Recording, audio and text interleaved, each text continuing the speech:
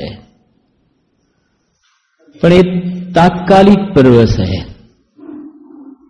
જ્યારે દશલક્ષણ પર્વ, અષ્ટાનિકા પર્વ એ શાશ્વત છે, અનાદિથી છે, અનંતકાળ સુધી આ પર્વ જોવામાં આવશે. અને આ અષ્ટાનિકા પર્વમાં જે આપણે બોલીએ છીએ કે સર્વ પર્વ મેં બડો અઠાઈ પર્વ હે, નંદીશ્વર સુર જાય લે વસુધરવ હે,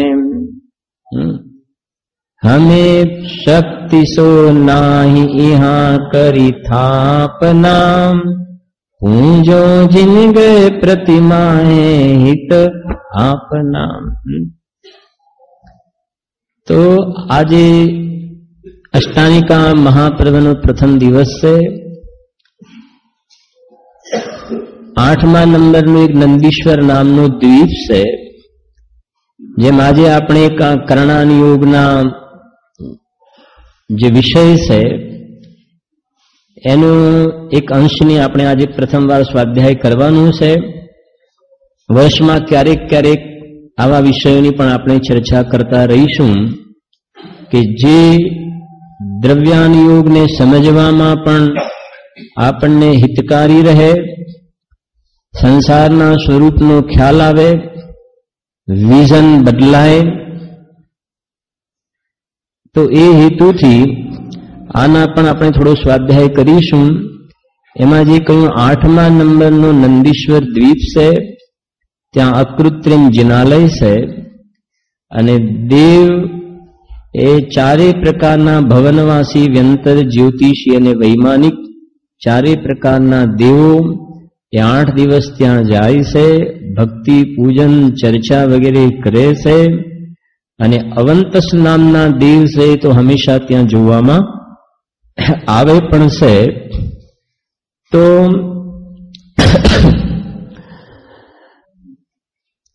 આજે જે આપણે ચર્ચા કરવી છે એ જે મંગલાચરણમાં આપણે કહ્યું કે ચહું ગતિ દુઃખ જીવ ભરે હૈ, દોલતરામજીએ 6 ઢાળામાં 5મી ઢાળમાં 12 ભાવના,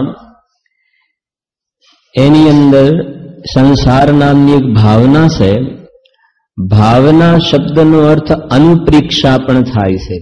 અનુપ્રેક્ષા એટલે વારંવાર ચિંતન કરવું. જે 6 ઢાળામાં 5મી ઢાળમાં લખ્યું, મુનિ સકલ વ્રતિ બળ ભાગી, મુનિરાજ सकल संयमी महाभाग्यशाली से, मुनि सकल व्रति बड़ भागी, भव भोगन ते वैरागी. भव અને ભોગ એનાથી ઉદાસ છે, એની ઉપેક્ષા છે. વૈરાગ્ય પાવન માઈ, વૈરાગને ઉત્પન્ન કરવા વાળી કોણ? ચિંતે અનુપ્રેક્ષા ભાઈ. ચિંતે ચિંતન કરે છે, અનુપ્રેક્ષા, અનુપ્રેક્ષા માને ભાવના. એ 12 પ્રકારની ભાવનાનું મુનિરાજ, જ્ઞાની પુરુષ, તીર્થંકરનો જીવ પણ વારંવાર 12 ભાવનાનું ચિંતન કરે છે. એમાં એક સંસાર નામની ભાવના છે. 12 ભાવનાના નામ તો ખ્યાલ હશે: અનિત્ય, અશરણ, સંસાર, એકત્વ, અન્યત્વ, અસુચિ, આશ્રવ, સંવર, નિર્જરા, લોક, બોધિ દુર્લભ અને ધર્મ ભાવના. જ્ઞાની પુરુષો જેને મોક્ષમાં પહોંચવું છે એ 12 પ્રકારની ભાવનાનું નિરંતર ચિંતન કરે છે. અને જો આપણને 12 ભાવનાના નામ ન આવડતા હોય, તમને નોટ ને પેન હું આપું છું ને, તમારે દરેક લખજો, પૂછીશ નહીં, ચિંતા નહીં કરતા. મેં પહેલા કહ્યું દરેક નોટ ને પેન રાખજો, તમે આ લખજો જે આવડે એવું. બરાબર? પૂછવામાં નહીં આવે, એક્ઝામમાં દરેક પાસ થશો એવું ટેન્શન રાખતા નહીં, પણ તમે લખશો તો આને અંદરમાં ઉપયોગ લગાવવો પડશે. એનાથી તમને ઘણો ફાયદો થશે. જે ગયા સેશનમાં આપણે ચાલ્યું હતું ને, મંદ કષાયના પરિણામ, અને મંદ કષાયના પરિણામથી જ્ઞાનનો ક્ષયક્ષમ ખુલશે. બરાબર? તો શું કહી રહ્યો હતો? હા, બારે ભાવના. તે બારે ભાવનાના જ્ઞાની પુરુષો નિરંતર ચિંતન કરે છે. અને આપણને બાર ભાવનાના નામ ન આવડતા હોય તો અષ્ટાનિકાના 8 દિવસમાં કમસે કમ 12 ભાવનાના નામ ક્રમશઃ યાદ થઈ જવા જોઈએ. એટલું તો થવું જોઈએ, બરાબર? પછી એનું શું સ્વરૂપ છે એ પણ છે આગળ, પણ નામ તો આવડવા જોઈએ 12 ભાવનાના. તો એમાં 3જા નંબરની જે ભાવના બોલ્યા આપણે કે ચહું ગતિ દુઃખ જીવ ભરી હે. ચહું ગતિ, ચારે ગતિમાં ચહું ગતિ દુઃખ જીવ ભરે હે. પરિવર્તન પંચ કરે હે. પરિવર્તન પંચ, જે આપણો વિષય છે, પંચ પરાવર્તન. પરિવર્તન પંચ કરે, 4 ગતિમાં જીવો આજે પંચ પરાવર્તન કરે છે. સબ વિધિ સંસાર અસારામ યા મેં સુખ નાહી લગારામ. સુખ ક્યાં છે એનો વિષય સવારે ચાલશે, સુખ ક્યાં નથી એનો વિષય સાંજે ચર્ચા કરીશું. ખ્યાલ આવે છે કે નહીં? હા ચિનેનભાઈ, સવારે ક્યાં છે એની ચર્ચા ચાલશે અધ્યાત્મ, સાંજે ક્યાં નથી એ. બે એકબીજાના પૂરક છે. જેમ ચેસ રમવા માટે 2 વ્યક્તિ જોઈએ ને, ભલે સામ સામે હોય પણ 2 વગર રમાશે નહીં ને. એમાં દ્રવ્યાન યુગ અને ચરણાન યુગ બેની ચર્ચા એ સાથે ચાલશે. બંને એકબીજાના પૂરક છે, વિતરાગતાના પોષક છે ને. અને એક પંક્તિ છડાની પહેલી ઢાળની છેલ્લી લાઈન કહી, જો વિમાનવાસી હું થાય. વૈમાનિક દેવ સ્વર્ગમાં, ભવનવાસી વ્યંતરને જ્યોતિષી નહીં, વૈમાનિક દેવ થાય. સમ્યક દર્શન બિન દુઃખ પાય. શેના વગર દુઃખી થાય? સમ્યક દર્શન વિના દુઃખી થાય. તહતે ચય થાવર તન ધરે. ત્યાંથી ક્યાં? સ્થાવરમાં. તમને ખ્યાલ હશે કે દેવ પર્યાયમાંથી દરેક સમયે અસંખ્યાત દેવો મળીને એકેન્દ્રીયમાં ઉપજે છે. હર સમયે અસંખ્યાત દેવો મળીને એકેન્દ્રીયમાં ઉપજે છે. लेकिन तहते चय थावर तन धरे एकेंद्रीय यो परिवर्तन पूरे करे. यो परिवर्तन शब्द आयो तो पहली ढाળમાં પરિવર્તન શબ્દ આવ્યો અને 5મી ઢાળમાં પરિવર્તન શબ્દ આવ્યો. પરિવર્તન પંચ કરે હે સબ વિધિ સંસાર અસારા. તો પહેલી ઢાળમાં ને 5મી ઢાળમાં પરાવર્તન શબ્દ આવ્યો. હવે પરિવર્તન કહો કે પરાવર્તન કહો, પરિવર્તન કહો કે પરાવર્તન કહો, એક જ વાત છે. પંચ પરિવર્તન કહો કે પંચ પરાવર્તન કહો, બંનેનું વાચ્ય એક જ છે. હવે એ જે પંચ શબ્દ આવ્યો ને, પરિવર્તન એટલે કે પરાવર્તન, અને બીજો શબ્દ શું આવ્યો? પંચ. પંચ માને 5, પંચ માને 5. જેમ આપણે કહીએ ને પંચ પરમેષ્ટિ, પંચ પરમેષ્ટિ એટલે 5 પરમેષ્ટિ. પંચ મેરુ એટલે 5 મેરુ.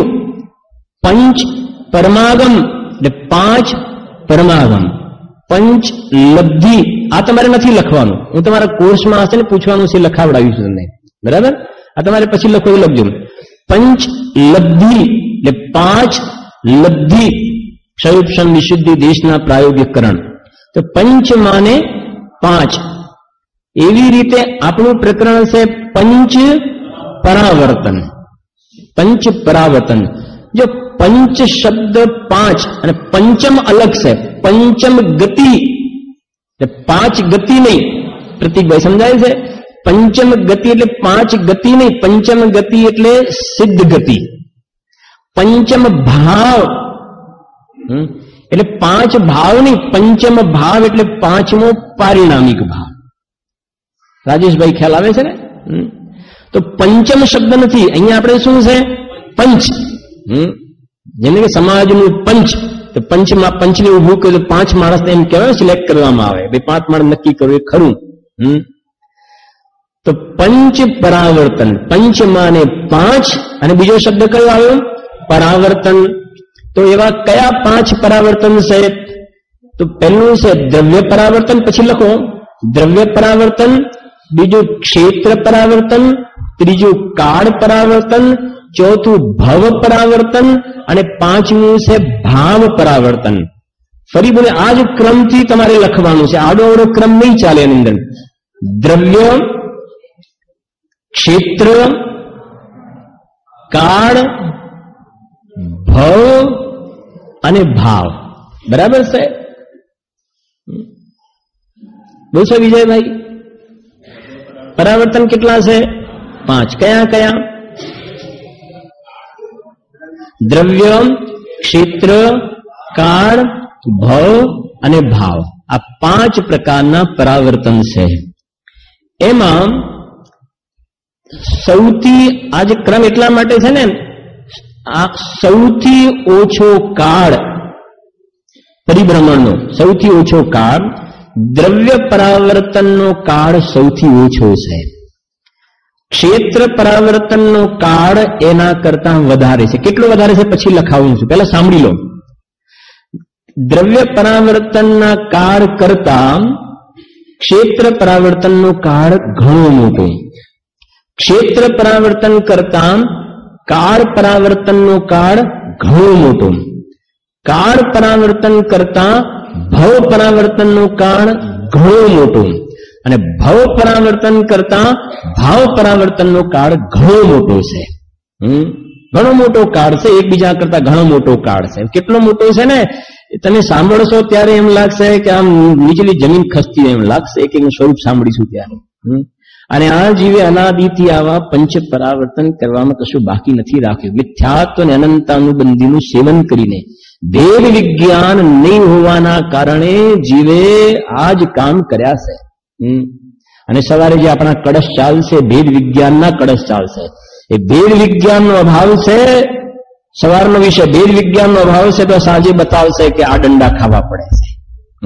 આ પરાવર્તન કેમ કરવા પડે છે? કે ભેદ વિજ્ઞાન નથી એટલા માટે.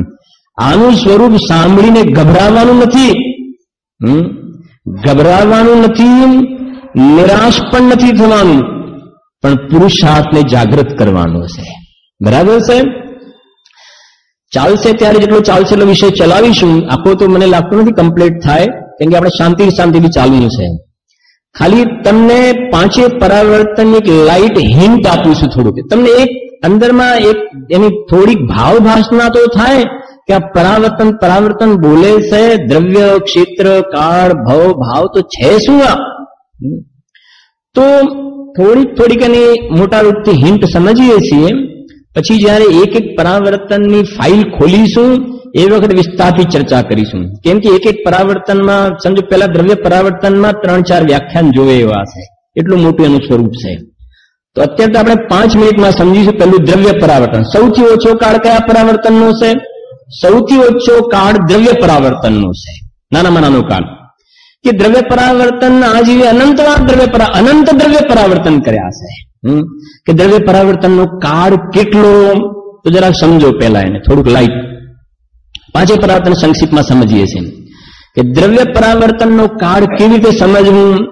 કે જો કે જ્ઞાનાવરણ આદિ 8 કર્મ, એ તો છે ને, જ્ઞાનાવરણ, દર્શનાવરણ, મૌનીય, અંતરા, આયુનામ, ગોત્ર, વેદનીય.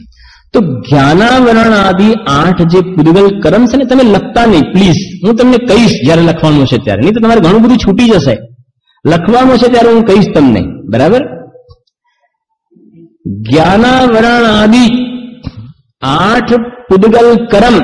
અને મેં તમને કહ્યું ને, તમે ચિંતા નહીં કરતા, પરીક્ષાનું પેપર એકદમ ઇઝી હશે. 10 પ્રશ્ન પૂછીશું અને બધાને આવડતા હશે એ વાત, કોઈ ફેલ નહીં થાય. બરાબર છે? એટલે ચિંતા છોડો. લખવાનું છે ત્યારે લખવું પણ જરૂરી છે, પણ હું કહું ત્યારે લખાવું ત્યારે લખજો. તમે અત્યારે અંદરમાં ઉતારજો વાતને. બરાબર? કે જ્ઞાનાવરણ આ જે દ્રવ્ય કર્મ છે ને, જ્ઞાનાવરણ આદિ 8 દ્રવ્ય કર્મ, અને આ જે શરીર આદિ નો કર્મ, તો એક દ્રવ્ય કર્મ અને બીજું કયું કર્મ છે? નો કર્મ. જ્ઞાનાવરણ આદિ 8 કર્મ અને શરીર આદિ નો કર્મ. તો એને આ જીવે અથવા કોઈ એક જીવે કોઈ એક સમયે, બરાબર, કોઈ એક જીવે કોઈ એક સમયે આ જ્ઞાનાવરણ આદિ 8 કર્મના પુદ્ગલને અને શરીર આદિ નો કર્મના પુદ્ગલને ગ્રહણ કર્યા. શું કર્યું? ગ્રહણ કર્યા. ગ્રહણ કરી લીધા ને એને, અને પછી એનો આબાદાકાળ પૂરો થઈને ઉદયમાં આવીને પછી એ કર્મ શું થઈ ગયા? છૂટા પડી ગયા. હવે છૂટા પડી ગયા ને, અને પછી ફરીથી એના એ જ જ્ઞાનાવરણાદિ કર્મ અને એ જ શરીર આદિ નો કર્મના પુદ્ગલ એ ફરીથી જ્યારે એને મળે, વચ્ચે બીજા બધા મળ્યા, છૂટા પડી ગયા, એ ગણતરીમાં લેવાનું નહીં. અને એ કાળ પૂરો કરતા જેટલો સમય થાય એને એક દ્રવ્ય પરાવર્તન કહેવામાં આવે છે. આ એકદમ સિમ્પલ વ્યાખ્યા કરી છે. હજુ આ એક નાની, અંદર ડેપ્થમાં તો ઘણો વિશાળ છે, અને દ્રષ્ટાંતથી તમને ઓર સરળ કરીને સમજાવું. આમાં 3 વસ્તુ સરખી હોવી જોઈએ કે એના એ જ પરમાણુ હોવા જોઈએ, સંખ્યા એટલી જ હોવી જોઈએ, અને એની અંદર સ્પર્શ રસ ગંધ વર્ણનો ભાવ પણ એવું જ હોવું જોઈએ. કે થોડું અઘરું લાગે છે, થોડું સરળ કરીને સમજાવો હજુ, કે સાંભળો જરા. તમારી અહીંયા સ્ટેડિયમ છે ને, શું નામ છે સ્ટેડિયમ નામ? કયું? સરદાર પટેલ સ્ટેડિયમ છે ને. હવે અહીંયા જે કોઈ સમજો કે ક્રિકેટની મેચ રમાઈ, 15 દિવસ પહેલા એક ક્રિકેટની મેચ રમાઈ. હવે એની અંદર સમજો કે 5555 માણસ જોવા માટે આવ્યા. 5555 માણસ જોવા માટે આવ્યા. હવે એ કહે છે કે જે માણસો જોવા માટે આવ્યા ને, અને મેચ જોઈએ એમને, હવે ફરીથી દર વર્ષે એ પ્રમાણે મેચનું આયોજન થાય ને માણસો જોવા માટે જોવા માટે આવે. હવે અહીંયા એ કેવું એવું છે કે ફરીથી સંખ્યા જોવા વાળી પણ કેટલી થવી જોઈએ? 5555 જ થવા જોઈએ. વધારે હોય તો એ ના ચાલે, ઓછો હોય તો એ ના ચાલે. હવે આ તો કાઠવું પડે, એટલા તો એક્ઝેક્ટ તો કેવી રીતે બને? કદાચ યોગાન યોગ એટલા મળી પણ ગયા, પણ કહે છે કે ના, એ તો ગયા વખતે હતા એના એ જ હોવા જોઈએ, એ જ હોવા જોઈએ. પાર્ટી બદલાય એ ચાલે નહીં, એના એ જ માણસો હોવા જોઈએ. ટિપિકલ છે કે નહીં? અઘરું છે ને? એના એ જ માણસો હોવા જોઈએ. કદાચ એના એ માણસો મળી પણ ગયા, પણ કે વાત એવી છે કે એમને ગયા વખતે કપડા પહેર્યા હતા ને એવા જ હોવા જોઈએ. એ જ ડ્રેસ કોડ હોવો જોઈએ દરેકનો. ચોકડી વાળો શર્ટ પહેર્યો હતો તો એ જ, જબ્બો લેગો પહેર્યો હતો તો એ જ, હાથમાં આ ઘડિયાળ હતી તો એ જ. હવે શું કેવું થાય છે તમારું? બોલો. અમારે આ કાળ સમજો, કાળ અહીંયા તમને કે ને ટાઈમની લેન્થ બતાવી છે. હવે એવી જાતિનું, હવે તમને એમ, તમે દ્રષ્ટાંત 1-2 સમજવું કે નહીં, એટલામાં તો માણસ મરી જાય ને. પણ પછી ક્યાં તમે એમ સમજી લો કે આયુ ઘણા લાંબા છે, એમ સમજી લો. પણ એ કે આયુ ઘણા લાંબા હોય તો એવી જાતિનો ફરી યોગ મળી ગયો કદાચ, તો એની વચ્ચે જે સમયની લેન્થ થઈ ને, વચ્ચે કેટલાય આયોજનો થયા, પણ કહે છે એ મેર ના ખાધો, તો કહે છે કે કાળ તો ગણતરીમાં લેવાશે. ફરીથી પાછા એટલી જ વ્યક્તિ, એની એ જ વ્યક્તિને એ જ ડ્રેસ કોડ, હવે એ જે ફરી એનો એ સમાગમ થવામાં જે ટાઈમની લેન્થ થઈને એ તમારે કાઉન્ટિંગ કરવાનું છે. એમ સંમેત શિખરમાં આપણે દર 5 વર્ષે આયોજન થાય છે ને. લાસ્ટ 5 વર્ષ પહેલા હતું 9ની સાલમાં, હવે 14ની સાલમાં છે. 9ની સાલમાં જેટલું માણસ હતું ને એટલું જ હોવું જોઈએ આ વખતે 14ની સાલમાં. બોલો હવે થશે? શક્ય છે? અને કદાચ એટલી સંખ્યા થઈ ગઈ કે નહીં, આ વખતે તો પેલા તો આવ્યા જ નથી, આ તો બીજા નવા આવ્યા શ્રોતાઓ, કે ના, એ ના ચાલે, એ નહીં. ગયા વખતે હતા એ જ સંખ્યા પણ એ જ અને ડ્રેસ કોડ પણ એ જ. ખ્યાલ આવે છે ને દુર્લભતા, ટાઈમ.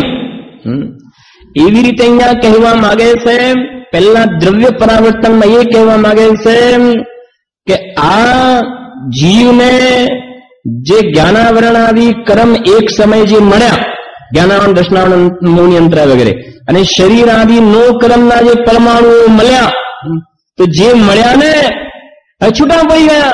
એમાં 3 પ્રકારના આવશે, અગ્રહિત, ગ્રહિત, મિશ્ર. એમાં નથી જતા અત્યારે. મેં થોડું મોટું સમજાવું તમને અત્યારે, નહીં તો પહેલું જ અઘરું લાગશે તો કાલથી છૂટી જશે.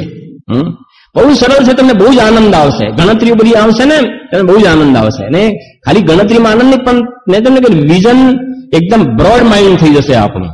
જો જગતમાં તો નેરો માઇન્ડ ને બ્રોડ માઇન્ડ ની વ્યાખ્યા અલગ છે. હા, આ પાર્ટીઓમાં નાચવું કૂદવું કે તમે નથી આવતા, તમે નેરો માઇન્ડ રહ્યા. ખ્યાલ આવ્યો ને? એવી અહીંયા વ્યાખ્યા નથી. સમજાય છે કે નહીં? હા, અહીંયા તો બ્રોડ માઇન્ડ માને ભગવાનને જે દિશા બતાવી છે એ દિશામાં થિંકિંગ કરવું, એવું નામ બ્રોડ માઇન્ડ છે. અને પ્રાપ્ત પરિણામ મારી દુકાને, મારી ઓફિસ ને બસ આટલું આપણું, એ નેરો માઇન્ડ છે. સમજણ પડે છે? નેરો માઇન્ડ માંથી જે બહાર આવે, ઘડીકમાં પર્યાય પૂરી થઈ જશે ને આ સાંભળશો ત્યારે ખ્યાલ આવે છે કે ક્યાં ગોઠવાઈ જશે, કોઈ પત્તું નહીં ખાય. હા, સાંભળજો કે એવી રીતે અહીંયા કહે છે કે વર્તમાન એક સમયે જયારે આને જ્ઞાનાવરણાદિ કર્મના જે પૂદગલ પરમાણુ મળ્યા અને શરીર આદિ નો કર્મના જે પૂદગલના પરમાણુ મળ્યા, એ છૂટા પડી ગયા. છૂટા પડી ગયા ને પછી શું થયું કે ભવિષ્યમાં હવે વિચાર કરો કે આના આ જ પરમાણુ, સંખ્યા પણ કેટલી, એટલી જ એ સ્કંધમાં જેટલા પરમાણુની સંખ્યા ભગવાને જોઈ હતી એટલી જ સંખ્યા તો એટલી ખરી, પણ પરમાણુ કયા? એના એ જ પરમાણુ. આ તો નાનામાં નાના કાર્ડથી વાત ચાલે છે. ભાવ પરાવર્તનનો છેલ્લો નંબર છે. આ તો પાસેરાની પૂરી છે. હજુ દ્રવ્ય, ક્ષેત્ર, કાળ, ભવ ને ભાવ. ત્યારે ભાવ ચાલશે તો છક્કા છૂટી જશે આપણા. આ તો શરૂઆત ચાલે છે કે એ કહે છે એ સંખ્યા તો ખરી, પણ પરમાણુઓ પણ કયા? એના એ જ પરમાણુ. હવે એના એ પરમાણુ તો ખરા, પણ ડ્રેસ કોડ એનું એ માને એ સ્કંદમાં સ્પર્શ ગુણ, રસ ગુણ, ગંધ ગુણ અને વર્ણ ગુણ. હવે એ જે છે ને અંદરમાં સ્પર્શમાં, હવે સ્પર્શ ગુણની અંદર એના જેટલા અવિભાગ પ્રતિચ્છેદ હોય એટલા જ અવિભાગ પ્રતિચ્છેદ હોવા જોઈએ. રસગુણમાં જેટલા અવિભાગ પ્રતિચ્છેદ, મતલબ એનો જે ભાવ અંદરમાં હોય એના કરતા વધુ, જેમ હવે તમને અવિભાગ પ્રતિચ્છેદ કેવી રીતે સમજાવું?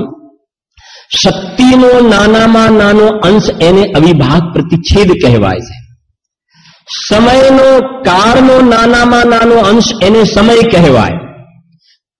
ક્ષેત્રનો નાનામાં નાનો અંશ એને પ્રદેશ કહેવાય. શું? ક્ષેત્રનો નાનામાં નાનો અંશ એને પ્રદેશ, કાળનો નાનામાં નાનો અંશ એને સમય, શક્તિનો નાનામાં નાનો અંશ એને શું કહેવાય? અવિભાગ પ્રતિચ્છેદ. જેમ બકરીનું દૂધ છે અને ભેંસનું દૂધ છે, તો બેનો એક એક પરમાણુ ઉઠાવો તો ચિકાસ કોનામાં વધારે છે? ભેંસના દૂધમાં.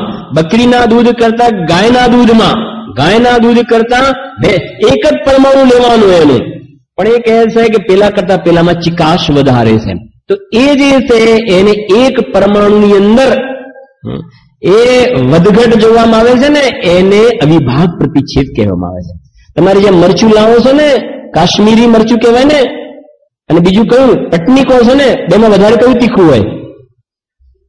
પટની વધારે તીખું હોય, અને કાશ્મીરી મરચું ઓછું દેખાય ખરું, આમ બરાબર લાલ ચોળ. ખ્યાલ આવે કે ના? લાગવું તો જોઈએ ને. અને આ જીવને બોલો હવે ખાલી આમ કલરનો પણ કેવો મોહ છે. વિચાર કરીએ ત્યારે ખ્યાલ આ જીવ ક્યાં ક્યાં રોકાયો છે. કલર છે એટલે કે બહુ તીખું લાગે ને, તમે ચિંતા ખાલી કલર જ છે, બાકી તીખું નથી જરીએ. અને કલર થી જીવ સંતોષ થઈ જાય. ચલો ભાઈ તીખાનો સ્વાદ લઈ લીધો આપણે.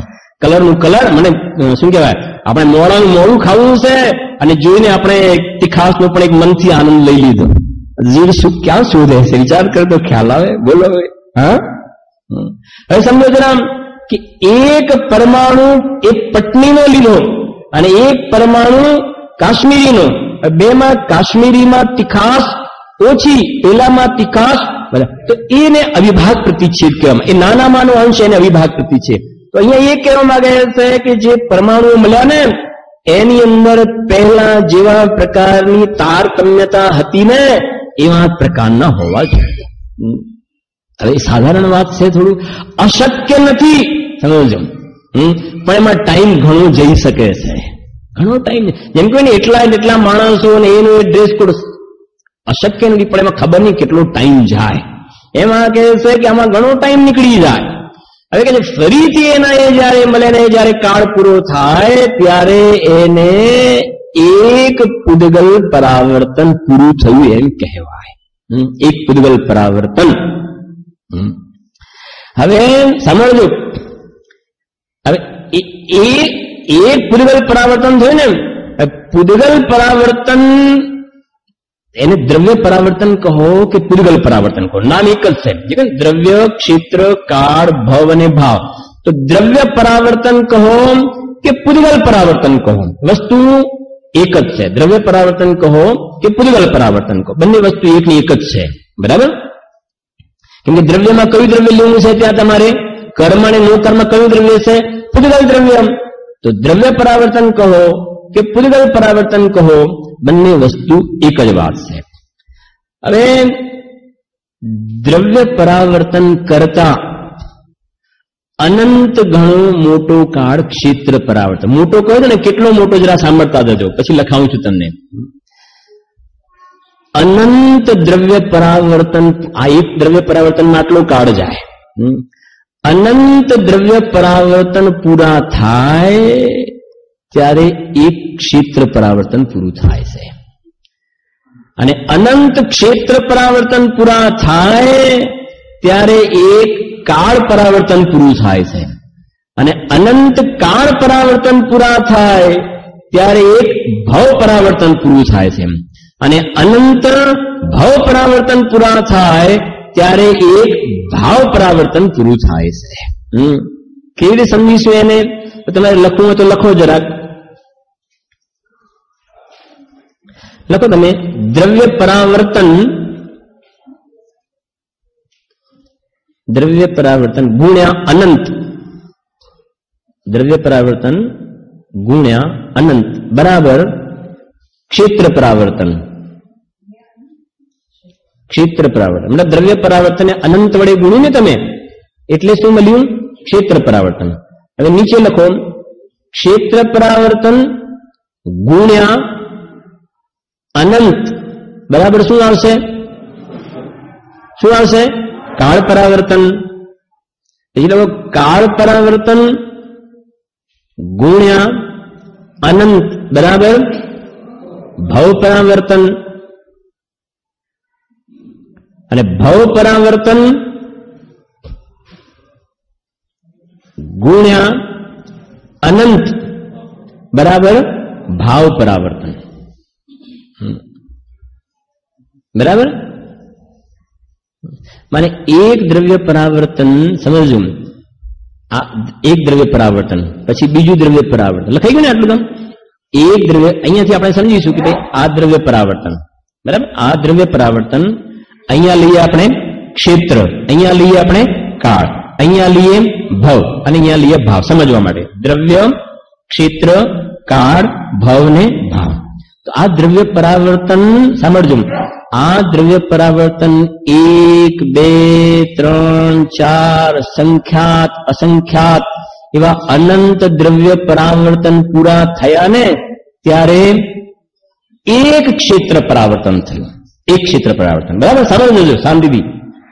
ફરીથી પાછું ચાલુ કરો, ફરીથી આવી જાતિનું 1, 2, 3, 4, 5 આવા ફરીથી અનંત દ્રવ્ય પરાવર્તન પૂરા થયા ત્યારે બીજું ક્ષેત્ર પરાવર્તન.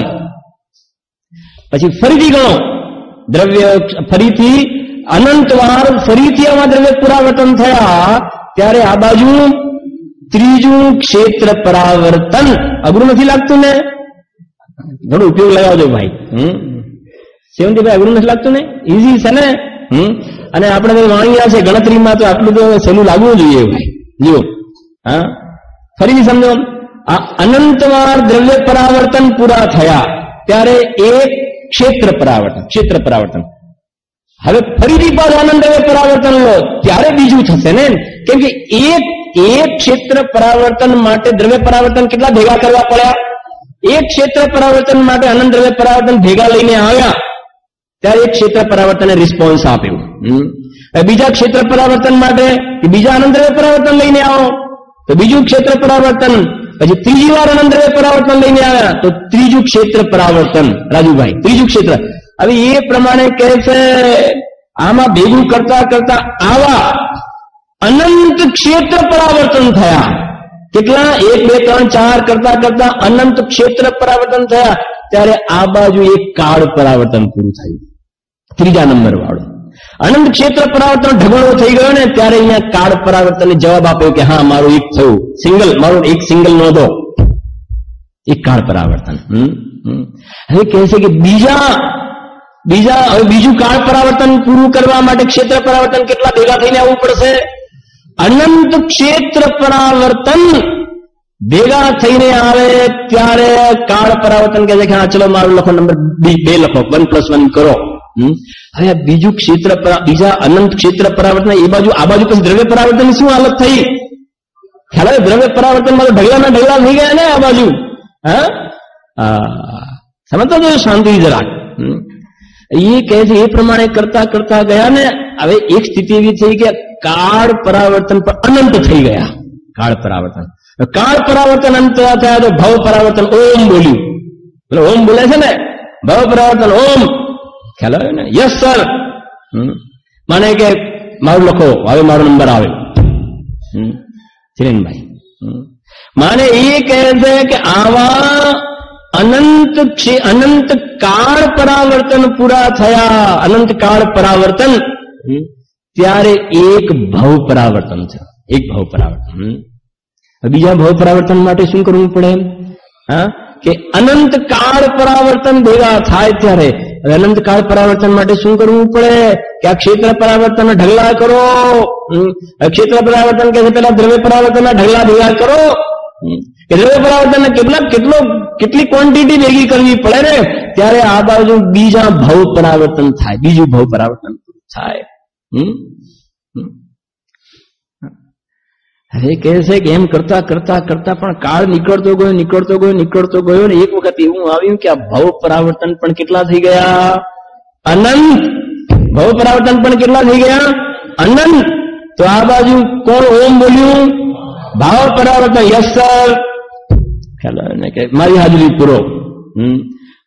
એક ભાવ પરાવર્તન પૂરું થયું. એક ભાવ પરાવર્તન.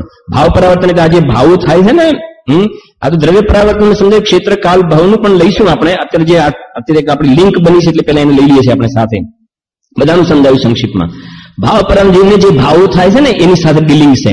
ક્ષેત્ર પરાવર્તનમાં 3 લોકના ક્ષેત્રમાં એક પણ ક્ષેત્ર એવું નથી કે જ્યાં આજી અનંતવાર જન્મ મરણ ના કર્યા હોય. પેલું દ્રવ્ય પરાવર્તન. ક્ષેત્ર પરાવર્તનમાં 3 લોક, 343 ઘન રાજુનો લોક છે, એમાં એક પણ જગ્યા એવી બાકી નથી કે જ્યાં આજીવી અનંતવાર જન્મ મરણ ના કર્યા હોય. એમાં પણ પાછું ક્રમથી લેવું પડશે, અક્રમે નહીં ગણવાનું. એ બધું અલગ વિષય છે થોડું. ક્ષેત્ર પરાવર્તનમાં 343 ઘન રાજુની એક પણ જગ્યા બાકી નથી જ્યાં આજી અનંતવાર જન્મ મરણ ના કર્યા હોય. કાળ પરાવર્તનની અંદર ઉત્સર્પિણી ને અવસર્પિણી કાળ તો નામ સાંભળ્યું છે ને, 6 કાળ ઉત્સર્પિણી. તો ઉત્સર્પિણીથી શરૂ કરો.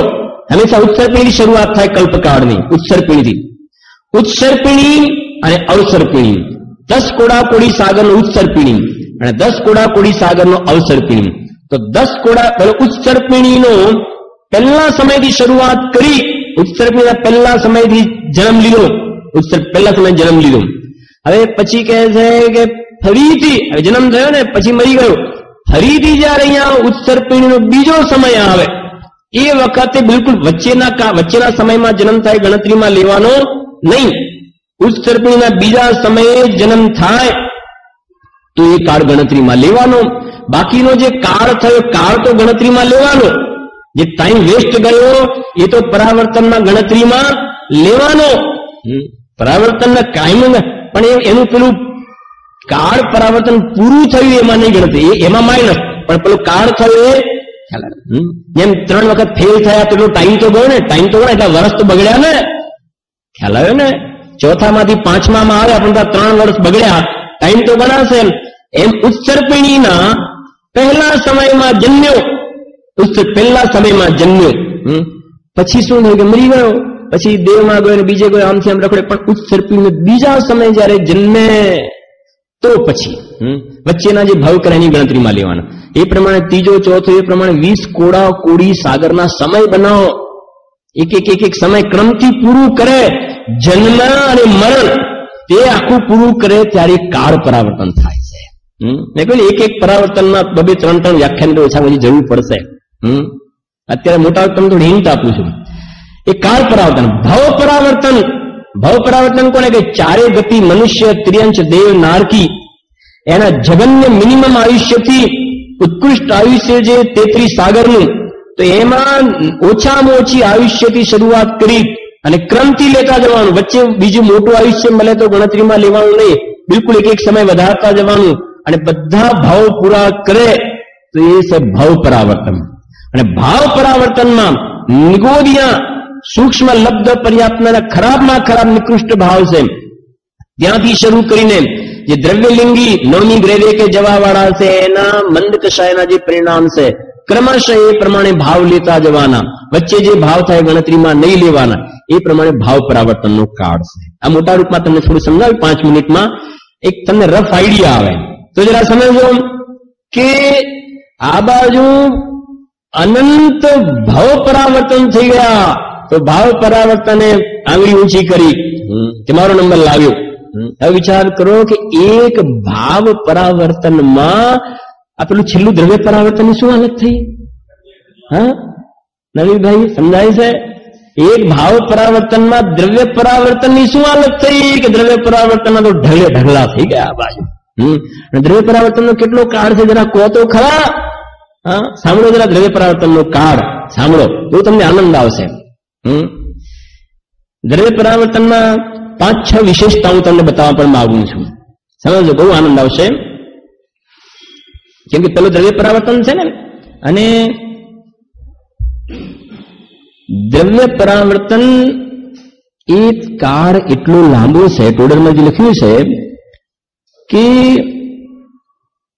એક પુદ્ગલ પરાવર્તનનો કાળ, દ્રવ્ય પરાવર્તન કહો કે પુદ્ગલ પરાવર્તન કહો, એ પુદ્ગલ પરાવર્તનનો કાળ એટલો લાંબો છે કે એના અનંતમાં ભાગમાં અનંત સાગર આવે છે. શું કહ્યું? એના અનંતમાં ભાગમાં અનંત સાગર આવે છે. ખબર પડે છે? માને આ પુદ્ગલ, એક પુદ્ગલ પરાવર્તનની વાંચન અનંત નહીં, એક પુદ્ગલ પરાવર્તનનો કાળ એટલો લાંબો કે એના અનંતમાં ભાગમાં અનંત સાગર આવે છે. હું તમને સમજાવું અહીંયા બોર્ડ ઉપર જરાક તમને ખ્યાલ આવે. થોડું લખજો તમે જરાક આપો.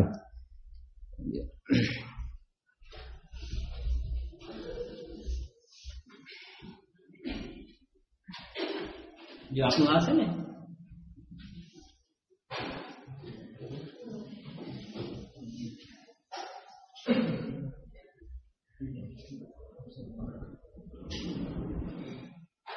આપણું પુદ્ગલ પરાવર્તન છે, બરાબર છે?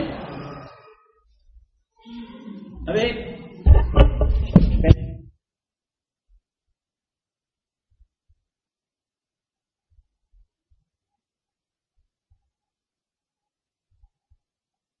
થોડું જરૂરી છે. જો પુદ્ગલ પરાવર્તનથી અડધું કરી નાખો, પુદ્ગલ પરાવર્તનથી અડધું, તો એને શું કહીશું આપણે? અર્ધ પુદ્ગલ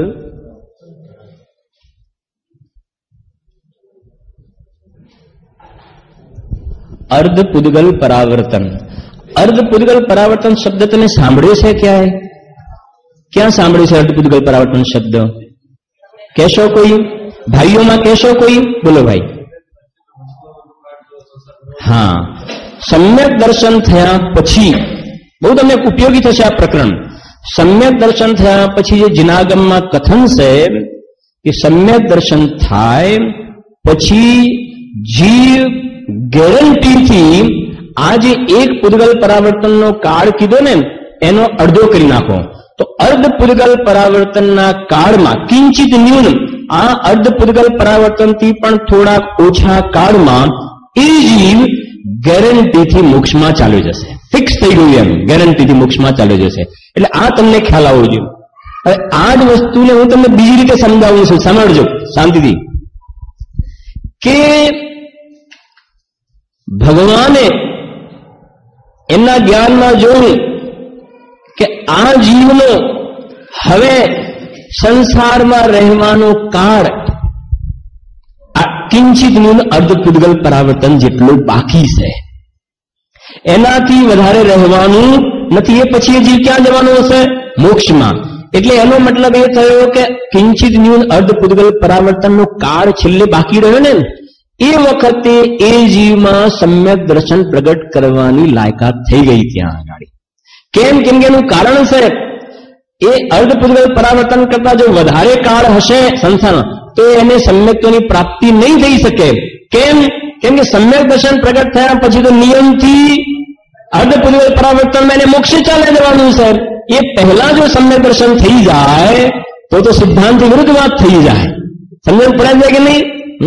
તો હવે એમાં નેગેટિવ નહીં વિચારવું કે તો પછી ખબર નહીં હવે ભગવાને આપણો અર્ધ પૂદગલ પરાવર્તન કરતા વધારે કાળ જોયો હોય અને આપણે મહેનત કરીએ તો શું મહેનત શું મતલબ કે કાળ જ વધારે જોયો તો ભગવાને તમે કહો તો છો કે અર્ધ પૂદગલ પરાવર્તન વધારે કાળ હોય. પણ હવે એ તો એક સિદ્ધાંત બતાવ્યો. તારું આ છે કલશ 4 નંબરના કલશમાં છે તો એ તો સિદ્ધાંત બતાવ્યો કે કાળ નથી. પણ તારું કામ તો પુરુષાર્થ કરવાનું છે. તું ભેદ વિજ્ઞાનનો પુરુષાર્થ કરીશ ને તો ભગવાને એમના જ્ઞાનમાં તારો અર્ધ પૂદગલ પરાવર્તન કાળ જ જોયો છે. સમજણ પડે? તું કાળને શું કામ? હવે આ જીવને શું કરે છે? ભગવાને આપણો કાળ અર્ધ પૂદગલ પરાવર્તન કરતા વધારે જોયો તો આપણે મહેનત કરેલી શું કામની? પણ આ જે મહેનત થઈ શકે છે એ નથી જોતો. હેલા મહેનત થઈ જાય કે તું અંતર સન્મુક્તાનો ઉપાય કર તો ઉપાય કરીને ભેદ વિજ્ઞાન સમ્યક્ત પ્રગટ કર્યું તો ઓટોમેટિક કે ભગવાને એમના જ્ઞાનમાં તારો સંસાર મરી ગયેલો જોયો છે, અર્ધ પૂદગલ પરાવર્તન ઓછો કાળ જોયો છે એમ વિચાર ને. ખ્યાલ આવે? આ સિદ્ધાંતના કથનો છે કે આ પ્રમાણે. કેમ કે એવું નહીં બને. અહીંયા તો એટલું સિદ્ધ કરવું છે કે જીવને સમ્યક દર્શન પ્રગટ થાય પછી જાય તો અંતર્મુહૂર્તમાં પણ મોક્ષે ચાલ્યો જાય. પણ મેક્સિમમ વધારેમાં વધારે જીવ રખડશે તો કિંચિત ન્યૂન અર્ધ પૂદગલ. એનાથી વધારે જીવ સંસારમાં ગેરંટીથી ફરીથી ભલે કદાચ સમ્યક દર્શન છૂટ્યું, નિગોદમાં ગયો, એકેન્દ્રિયમાં ગયો, દેન્દ્રિયમાં ગયો, પણ પાછો બહાર આવશે સમ્યક દર્શન પ્રગટ કરીને પાછો મોક્ષમાં ચાલ્યો જશે. એ ફિક્સ થઈ ગયું. એમ આનાથી વધારે કાળ નથી હોતો. બરાબર? એટલે આની ઉપયોગિતા તમને ખ્યાલ આવે ને. અર્ધ પૂદગલ પરાવર્તન. બીજી વાત,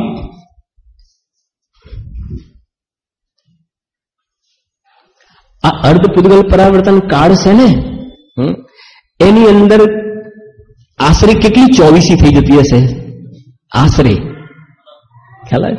કેમ કે તમે આ કરણા નિયમ નું ભણાવો છો એક જ અમારે જવાબ આપવાનો અનંત. અનંતમાં બિલિંગ ચાલે ને નહીં? યાદ હોય અનંત બોલીએ ખોટું તો ના પડે. બરાબર છે કે નહીં?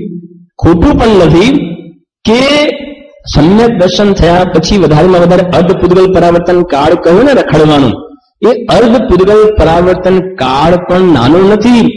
એની અંદર પણ એ અર્ધ પૂદગલ પરાવર્તનનો જે કાળ કહ્યો એની અંદર પણ અનંત 24 થઈ જાય છે. અનંત 24. આ જે કહે ને અત્યારે અવસરપુરી ચાલે છે એમાં 10 કોડાકોડી સાગરનો કાળ, એમાં 1/24 થઈ. પછી આવતી 24માં 10 કોડાકોડી સાગરમાં રાજા શ્રેણીકનો જીવ ને થશે ને તો બીજી 24. તે પ્રમાણે 10 કોડાકોડી સાગરની 1/24, બીજા 10 કોડાકોડી સાગર પસાર થશે ત્યારે બીજા 10 કોડાકોડી સાગર પસાર થશે ત્યારે ત્રીજી, પછી આગળ 10 કોડાકોડી સાગર પછી ચોથી. એ પ્રમાણે આ અર્ધ પૂદગલ પરાવર્તનનો કાળ એટલો છે કે એની અંદર પણ કેટલી 24 થઈ જાય છે? એની અનંત 24 થઈ જાય છે. અનંત 24 થઈ જાય છે. લખો ત્યાં આગળ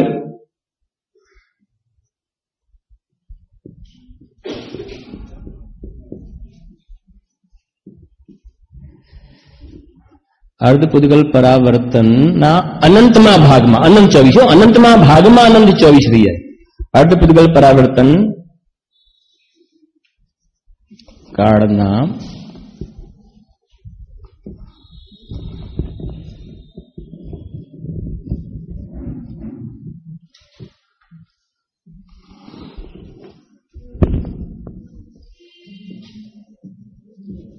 અનંત 24.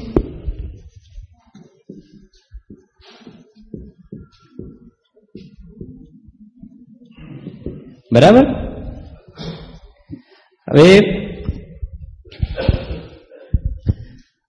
અર્ધ થયું. હવે અર્ધથી વધીને આગળ વધીશ એક પુદ્ગલ પરાવર્તન.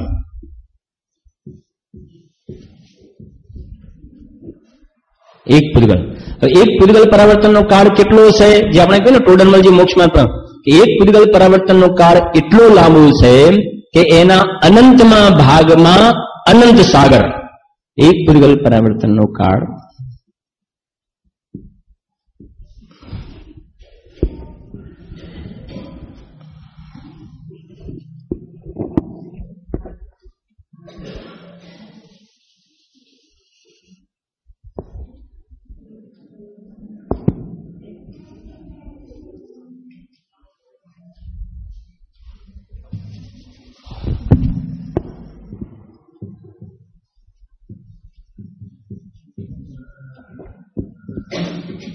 અનંત ભાગમાં અનંત સાગર.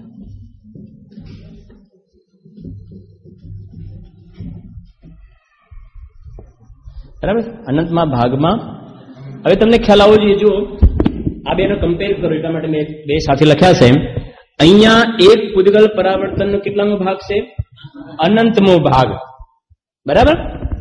અનંતમાં ભાગમાં અનંતમો ભાગ છે. જ્યારે આ જે છે એ તો અનંતમો ભાગની અડધો જ ભાગ છે. એટલે આના કરતા આનો કાળ વધી ગયો. કેમ કે આ તો પુદ્ગલ પરાવર્તનનો અનંતમો ભાગ કયો અને આ તો પુદ્ગલ પરાવર્તનનો કેટલામો ભાગ છે? અડધો જ ભાગ. તો એની અંદર તો આના કરતા આનો કાળ વધી જશે ને. બરાબર. હવે ચોથું છે ઇતર નિગૂઢ.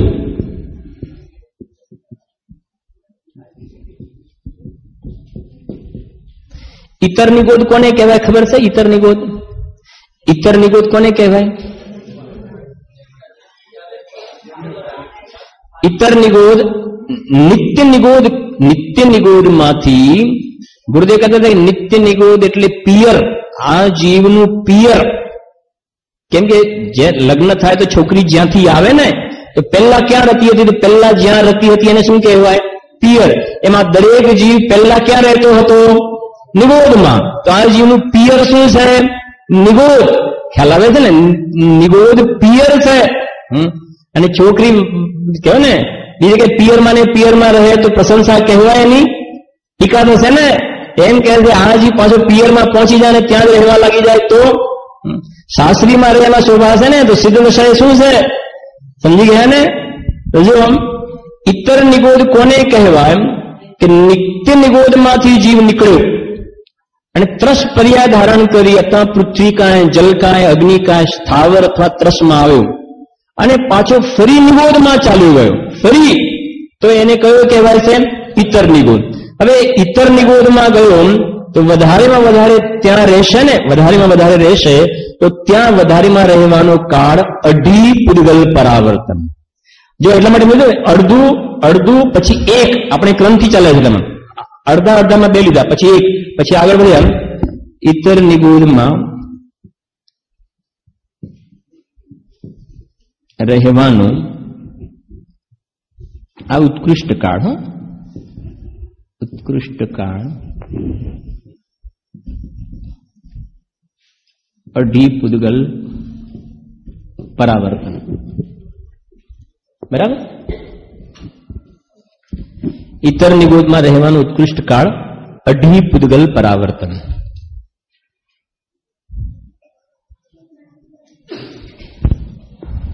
હવે એનાથી આગળ થઈ ગયું આટલું. હવે એકેન્દ્રીય પર્યાયમાં રહેવાનો કાળ. બરાબર.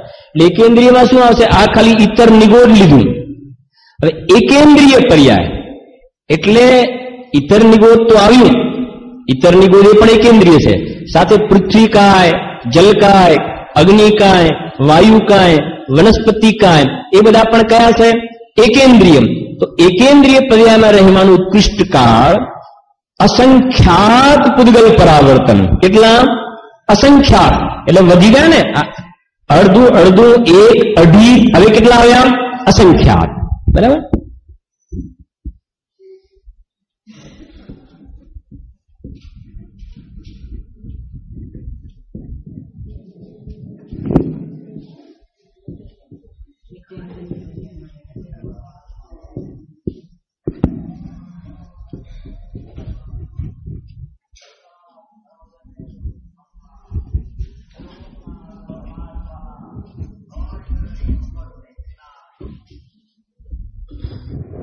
બરાબર.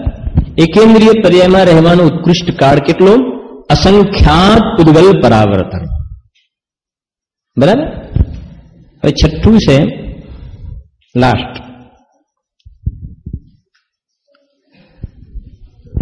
આ પુદ્ગલ પરાવર્તન છે. હવે આનો જવાબ તમારે આપવાનો છે. આ પુદ્ગલ પરાવર્તન છે એને મારે ક્ષેત્ર પરાવર્તનમાં કન્વર્ટ કરવું છે. તો શું કરવું પડશે? શું કરવું પડશે? અનંત. હવે આગળ અહીંયા લખી દઉં, અનંત પુદ્ગલ પરાવર્તન બરાબર એક ક્ષેત્ર પરાવર્તન. બરાબર. જે આપણે પેલા 5માં અનંત અનંત વાળું લખ્યું ને એ. હવે હું સમજુ છું ત્યાં સુધી તમને ઘણા કન્સેપ્ટ ક્લિયર થઈ જાય. કેમ કે તમે સ્વાધ્યાય કરશો ને તો મોક્ષમાં પ્રકાશક વગેરે ઘણી જગ્યાએ આવી જાતિના સ્ટેટમેન્ટ આવે ને, તમારા ચિત્તમાં આ કન્સેપ્ટ ક્લિયર હોય કે અર્ધમાં આ આવે, પછી અર્ધમાં આ આવે, એક પુદ્ગલ પરાવર્તનમાં આ આવે, ઇતર નિગોદમાં આ આવે, એકેન્દ્રિય પર્યાયમાં રહેવાનું ઉત્કૃષ્ટ કાળ અસંખ્યાત પુદ્ગલ પરાવર્તન અને અનંત પુદ્ગલ પરાવર્તન ભેગા કરો તો શું થાય? એક ક્ષેત્ર પરાવર્તન. બરાબર છે આટલે સુધી?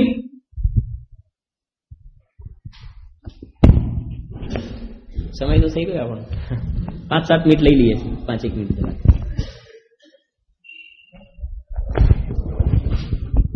કર્ણાવલી યુગનો વિષય બહુ છે, થોડોક સમય માગે ને એટલે જરાક.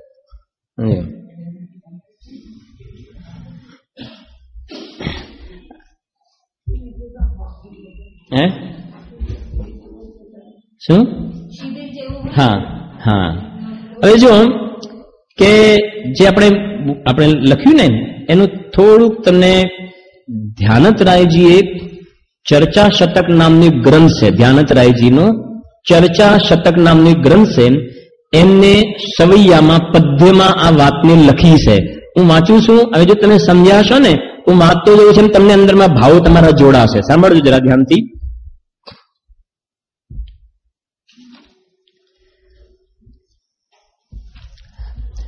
ભાવ પરાવર્તન અનંત ભાગ ભવ કાલ, ભવ પરાવર્તન અનંત ભાગ કાલ હૈ, કાલ પરાવર્તન અનંત ભાગ ખેત કહ્યો, ખેત को अनंत भाग पुग्गल विशाल है,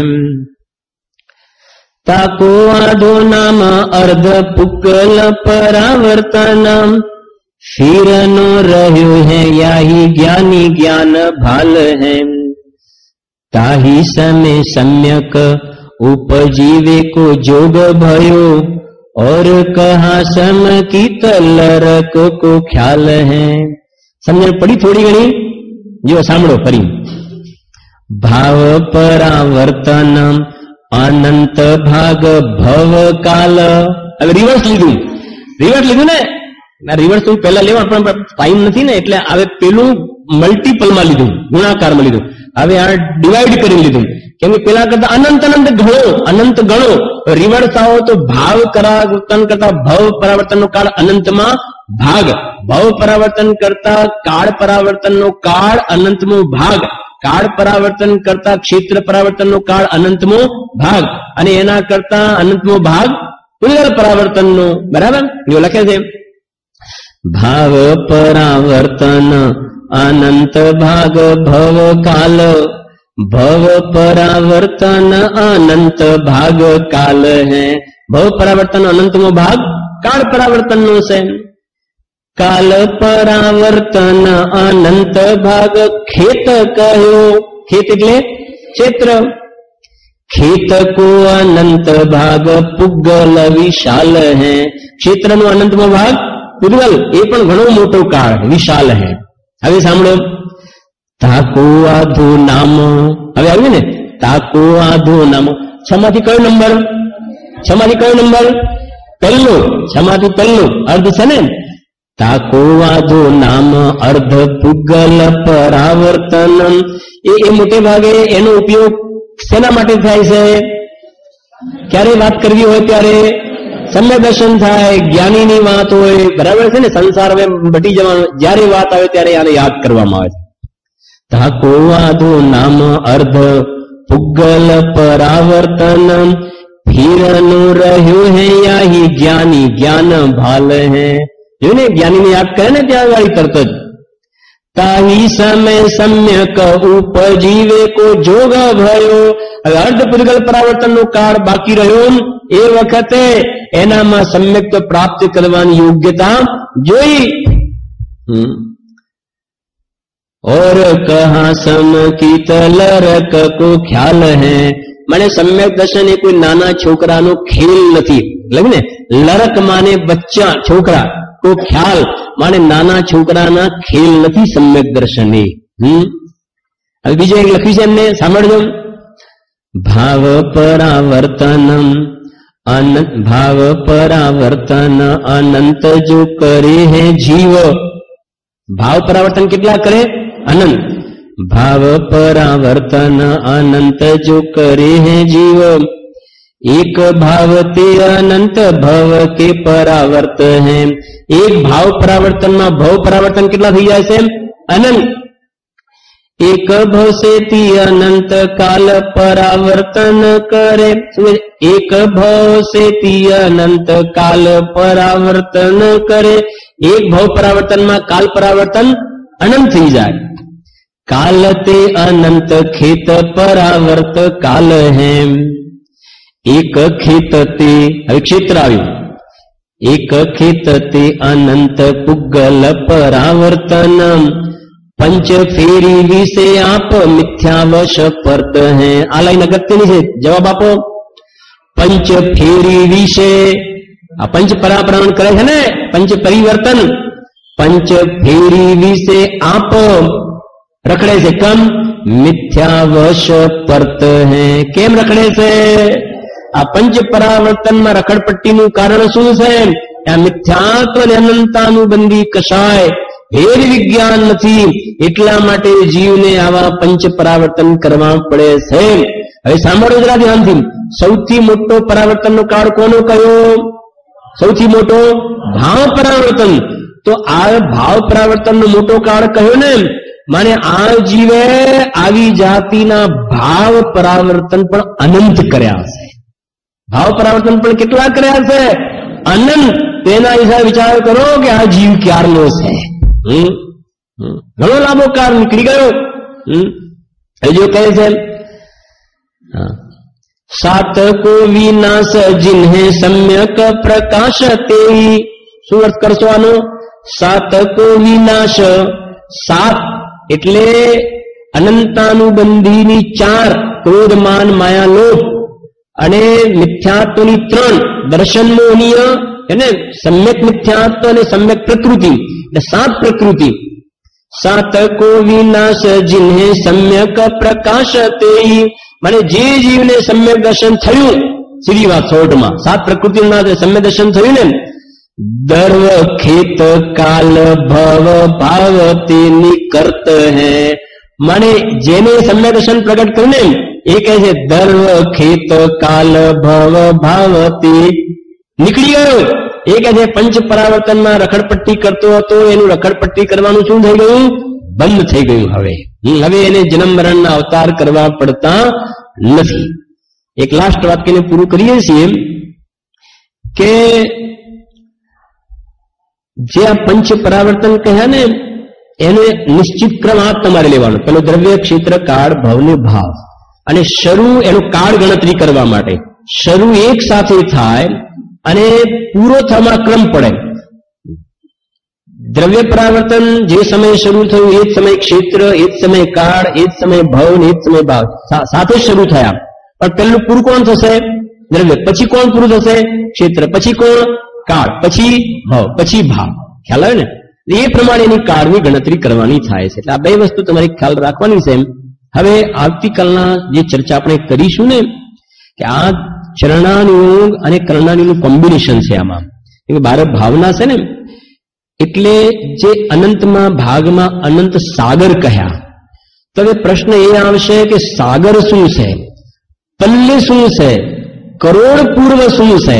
તો એ બધા જે ગણિતના માપ છે તમે સાંભળશો ત્યારે ખ્યાલ આવે કે આદિનાથ ભગવાનના આટલા વર્ષ, સિમંદર ભગવાન બિરાવે છે એમનું લાંબુ આટલું આયુષ્ય, અને ભોગભૂમિમાં આટલા આયુષ્ય, દેવોના સાગરના માપને આપણે જોઈશું ત્યારે તમને ખ્યાલ આવે છે કે પલ્લે કોને કહેવાય, સાગરોમાં માપ, અને જીવે એટલા લાંબા આયુષ્ય ભોગવ્યા અને અત્યારે આપણને 100 વર્ષનું આયુષ્ય મળ્યું છે, એમાં તો આમ કરી નાખું આમ કરી નાખું. ત્યારે મેં કહ્યું ને વિઝન ચેન્જ કરવાનું છે કે આટલા વર્ષોના વર્ષોને કેટલા લાંબા આયુષ્ય મળ્યા. તો એ કહે છે કે કશું બાકી નથી રાખ્યું ભાઈ, આ નવું નથી અત્યારે જે છે તમારે. એટલે જે કહે ને આપણે ચિંતનની દિશા ચેન્જ કરવા માટેના અવસરો છે.